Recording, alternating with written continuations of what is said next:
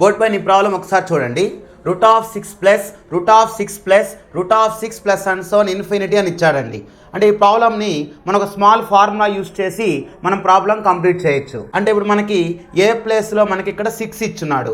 ఆ 6 అనేది రాసామనుకోండి, 4 × 6 + 1 square root +1 divided by 2. 6 4s 24 + 1 25 కదమ్మా. 25 రూట్ ఎంత 5 +1 డివైడెడ్ బై 2 అంటే 6/2 = 3 అనేది మనకి ఆన్సర్ అవుతుంది. సో ఇది సింపుల్ షార్ట్ వేలో చెప్తున్నాను చూడండి.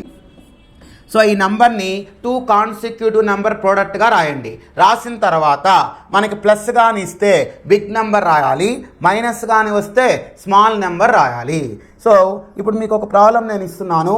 ఈ ప్రాబ్లంని మీరు వర్క్ చేసి కామెంట్ రూపంలో ఆన్సర్ని తెలియజేయండి. Okay, thank you.